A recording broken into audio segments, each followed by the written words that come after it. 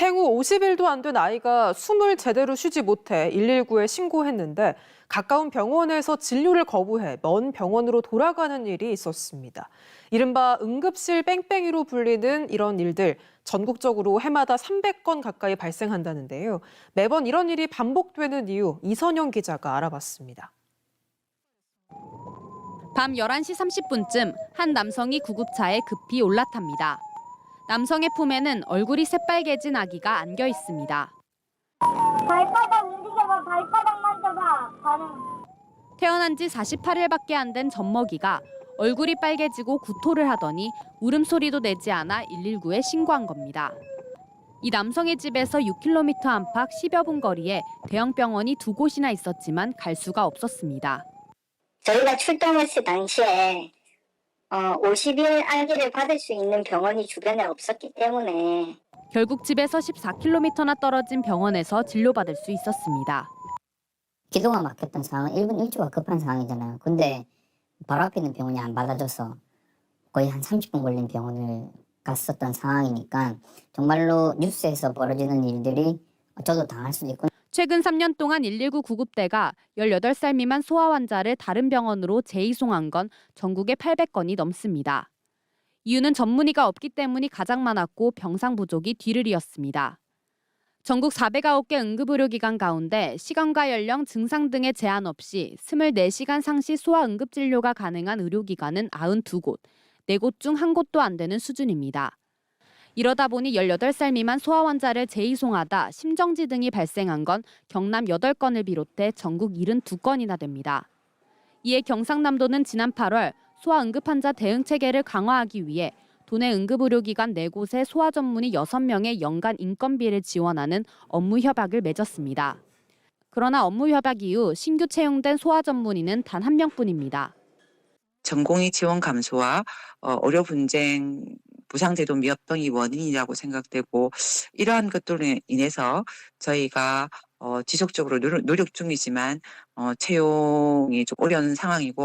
한편 중증 응급 환자에 대해 인근 모든 응급의료기관이 수용할 수 없는 경우 소방당국이 의료기관을 선정하고 수용하게 하는 이른바 응급실 뺑뺑이 금지법이 지난 7월 발의됐지만 국회 상임위 문턱조차 넘지 못하고 있습니다. MBC 뉴스 이선영입니다. ADHD, 즉 주의력 결핍 과다 행동 장애뿐만 아니라 영유아 아동, 청소년들의 전반적인 발달 상태를 점검하고 보완 진료를 하는 곳이 바로 소아정신의학과입니다. 이 소아정신과를 찾는 수요는 크게 늘고 있는데 정작 진료할 전문의가 많지 않다고 합니다. 서청훈 기자가 취재했습니다. 교실에서 유독 질문이 많았다는 아이. 초등학교 1학년 때 ADHD의 경계선에 있다는 진단을 받았습니다. 경남의 한 대학병원에서 검사를 하고 진단을 받기까지 6개월 넘게 걸렸습니다. 1년의 과정이 너무 긴 거죠. 누가 다 고생이겠어요. 또 고생, 선생님도 고생. 이후 아이는 집에서 가까운 또 다른 대학병원으로 옮겨 6년째 치료받고 있다. 아이의 전문의가 그만둔다는 얘기를 들었습니다. 이 학부모를 비롯해서 해당 병원을 다니는 다른 학부모도 고민이 커질 수밖에 없었습니다. 주변에 소아정신과 진료를 하는 전문의가 적어 병원을 구하기 쉽지 않은 데다 예약을 하려고 해도 뭐 벌써 6개월까지 차 있는 병원도 있으니까 빨리 알아보라고 저희한테 그러시더라고요. 애들하고 선생님하고 또 뭐 관계도 있고 이제 쉽게 옮겨지는 과도 아니고 하니까. 또 다른 현실적인 고민 때문입니다. 정신과 약 조절이라는 게 정말 어렵거든요. 아이의 구설동을 이렇게 잘 조절해 줄 수 있는 그런 것들에 대한 히스토리가 이제 충분히 없어져 버리는 거죠.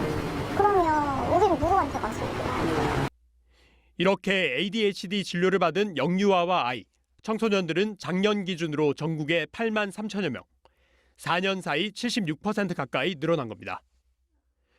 코로나19뿐만 아니라 최근 방송 프로그램의 영향으로 ADHD에 대한 인식이 달라졌다는 점이 병원을 찾는 비율이 늘어난 원인으로 꼽힙니다.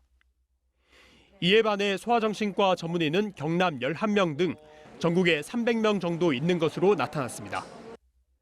갈수록 늘어나고 있는 상담 수요와 달리 전문의 공급은 따라가지 못하고 있는 모양새. 대한소아청소년정신의학회는 여러 이유 중 하나로 이렇게 분석합니다. 조금 더 스페셜리스트가 되면 그에 맞는 수가 선정이 가능하지만 우리나라에서는 뭐 그런 게 없죠. 젊은 의사들이 굳이 또 부가 수련까지 하면서 그런 험난한 과정을 하는 거에 대한 큰 보람을 못 느끼는 부분도 분명히 있고요. 그러면서 전문 인력 부족의 근본적인 문제가 무엇인지 학회뿐만 아니라 보건복지부 등 관계기관과 같이 조금 더 파악할 필요가 있다고 덧붙였습니다. 대한소아청소년정신의학회에 따르면 1년에 배출되는 소아정신과 전문의는 정신건강의학 전문의의 10% 수준인 15명 남짓 정도입니다. MBC 뉴스 서창우입니다. 최근 고령화와 또 추워진 날씨 때문에 사망자 수가 급증했습니다. 이에 전국적으로 화장 대란이 벌어지고 있는데요. 화장장이 부족해서 3일차에 발인하지 못하는 4일장은 이제 흔한 풍경이 되고 있습니다. 서희령 기자입니다. 목포의 한 화장장. 화장 순서를 기다리는 유족들로 대기실이 북적입니다. 6기를 운영하는 이 화장장은 최근 늘어난 화장 수요에 예비 화로까지 가동을 시작했습니다. 인력, 화순이나 담양, 나주 같이 다 화장을 진행해줘야 되는데 그건 못하니까 목포로 오고. 화장 대기가 길어지면서 유족들은 불가피하게 4일장을 치르고 있습니다. 보건복지부가 운영하는 화장 예약 서비스입니다. 목포의 경우에도 3일차까지는 모두 예약이 완료돼 다른 시군으로 원정 화장을 가지 않는다면 4일장을 치를 수밖에 없습니다. 보시면 한 3분 정도는 4일장 한다고 보시면 될 거예요. 10월달부터 조금 너무 많이 좀 돌아가시니까. 최근 사망자 10명 가운데 9명은 화장을 선택할 만큼 화장 비율은 높아진 상황. 하지만 전국적으로 화장장이 부족해 3일차에 화장을 치르는 사례는 63.8%에 그치고 있습니다. 고령화로 사망자가 느는 데다 화장 시설까지 부족하면서 화장 대란이 일어난 겁니다.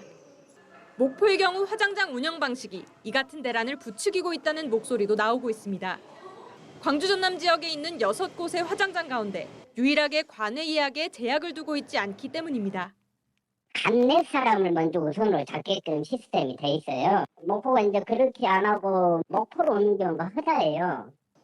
고령화로 늘어나는 사망자를 현재 화장시설만으로는 감당하기 역부족인 상황. 코로나19로 불거졌던 화장 대란이 일상화되는 것은 아닌지 우려가 커지고 있습니다. MBC 뉴스 서희령입니다.